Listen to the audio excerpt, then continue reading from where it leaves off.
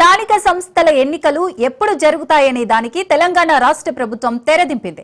తాజాగా స్థానిక సంస్థల ఎన్నికలకు రాష్ట్ర మంత్రివర్గం ఆమోదం తెలిపింది. సెప్టెంబర్లో స్థానిక సంస్థల ఎన్నికలు నిర్వహించాలని నిర్ణయం తీసుకుంది. ఈ క్రమంలో ఎన్నికల కమిషన్ కు తెలంగాణ ప్రభుత్వం లేఖ రాసింది.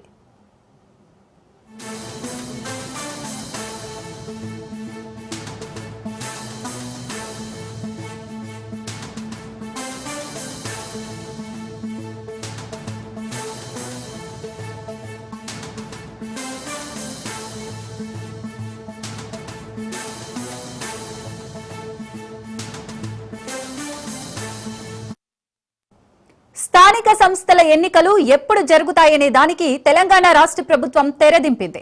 తాజాగా స్థానిక సంస్థల ఎన్నికలకు రాష్ట్ర మంత్రివర్గం ఆమోదం తెలిపింది. సెప్టెంబర్లో స్థానిక సంస్థల ఎన్నికలు నిర్వహించాలని నిర్ణయం తీసుకుంది. ఈ క్రమంలో ఎన్నికల కమిషన్ కు తెలంగాణ ప్రభుత్వం లేఖ రాసింది.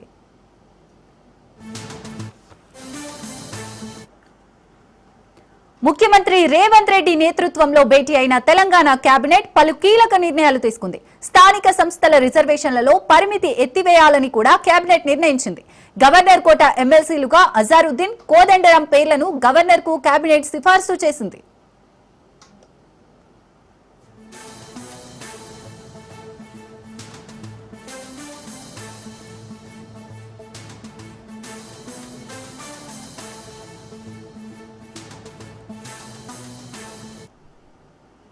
అసెంబ్లీ కమిటీ హాల్లో జరిగిన ఈ మంత్రివర్గ సమావేశంలో బీసీలకు 42% రిజర్వేషన్ల అంశంతో పాటు ఇటీవలి వర్షాలు, వరదలతో నష్టపోయిన రైతులను ఆదుకోవడంపై చర్చించారు. పంటలు, రోడ్లు, ఇతర నష్టాలపై కేంద్ర ఆర్థిక శాఖ సాయం కోరుతూ తీర్మానం చేశారు. మరోవైపు సెప్టెంబర్ 30లోగా స్థానిక సంస్థల ఎన్నికలు నిర్వహించాలని ఇప్పటికే హైకోర్టు స్పష్టం చేసిన నేపథ్యంలో ఎన్నికల నిర్వహణకు సంబంధించి కూడా కేబినెట్ నిర్ణయం తీసుకుంది.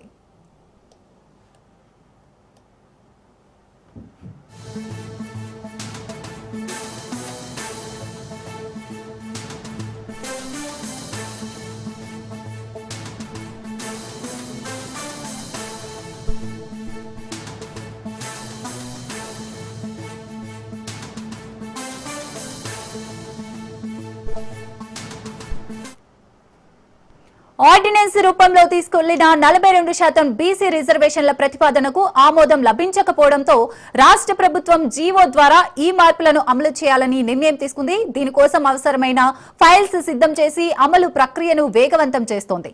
జీవో అమల్లోకి రాగానే బీసీ వర్గాలకు విద్యా సంస్థలు, ఉద్యోగాలు, స్థానిక సంస్థల ఎన్నికలలో అధిక ప్రాధాన్యత లభిస్తుంది. రైట్, ఇక దీనికి సంబంధించి మరిన్ని డీటెయిల్స్ రాజు అందిస్తారు. రాజు. సాగర్, ఈ రోజు అసెంబ్లీ కమిటీ హాల్లో జరిగినటువంటి తెలంగాణ కేబినెట్ సమావేశంలో పలు కీలక నిర్ణయాలు తీసుకోవడం జరిగింది. ప్రధానంగా స్థానిక ఎన్నికలకు సంబంధించి రాష్ట్ర ప్రభుత్వం కీలక నిర్ణయం తీసుకోవడం జరిగింది. ఇప్పటికే సెప్టెంబర్ 30వ తేదీలోపు స్థానిక ఎన్నికలు నిర్వహించాలని చెప్పి హైకోర్టు కూడా గడువు విధించిన నేపథ్యంలో ప్రభుత్వం కూడా దీనికి సంబంధించి వడివడిగా అడుగులు వేస్తా ఉంది. ఎట్టి పరిస్థితుల్లోనూ ఎన్నికలు నిర్వహించాలని చెప్పేసి కూడా ప్రభుత్వం ఒక నిర్ణయం అయితే తీసుకోవడం జరిగింది. అయితే ప్రధానంగా బీసీ రిజర్వేషన్లకు సంబంధించి ఇన్ని రోజులు కూడా ఎన్నికలు వాయిదా పడుతూ వస్తా ఉన్నాయి. బీసీ రిజర్వేషన్లకు సంబంధించి ప్రభుత్వం ఈ యొక్క అసెంబ్లీ సమావేశాల్లోనే బీసీలకు సంబంధించి గతంలో ఉన్నటువంటి పంచాయతీరాజ్ చట్టంలో ఏదైతే 50% సీలింగ్ ఏదైతే ఉందో దాన్ని సవరణ చేసేందుకు కేబినెట్ ఆమోద ముద్ర వేయడం జరిగింది. దీన్ని బిల్లు రూపంలో తీసుకొచ్చేందుకు కేబినెట్ లో కూడా ఆమోద ముద్ర వేయడం జరిగింది. ఎందుకంటే గతంలో తీసుకొచ్చినటువంటి పంచాయతీ ఏదైతే చట్టం ఉందో పంచాయతీరాజ్ చట్టంలో 50% సీలింగ్ అన్ని రిజర్వేషన్లు కలిపి దాటకూడదని చెప్పేసి నిబంధన ఉంది. ఆ నిబంధనను తొలగిస్తూ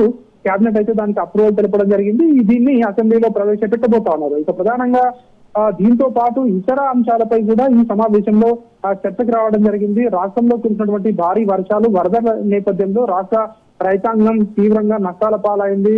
చాలా వరకు కూడా రోడ్లు కూడా ధ్వంసమైపోయాయి. తీవ్ర ఆస్తి నష్టం జరిగింది. దీనికి సంబంధించి ఇప్పటికే ప్రాథమిక నివేదిక రాష్ట్ర ప్రభుత్వం ఇప్పటికే ప్రకటించడం జరిగింది.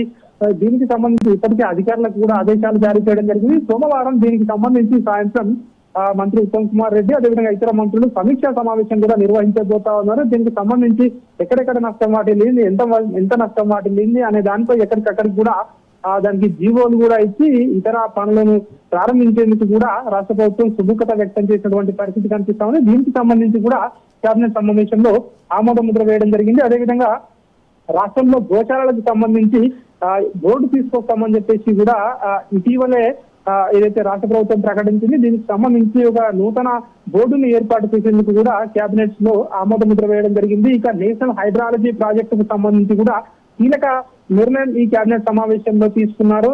ఏదైతే భారీగా వర్షాలు కావచ్చు, క్లౌడ్ బరస్ట్ కావచ్చు, ఇతర ఏదైతే రాష్ట్రంలో విపత్తులు సంభవించినప్పుడు అక్యురేట్ గా ఎంత మేర ఇది ఒక వర్షాలు కానివచ్చు, వరదలు కానివచ్చు వచ్చాయని తెలుసుకునేందుకు నేషనల్ హైడ్రాలజీ ప్రాజెక్టుకు సంబంధించి కేంద్ర ప్రభుత్వ సహకారంతో దీన్ని నెలకొల్పవలసి ఉంటుంది.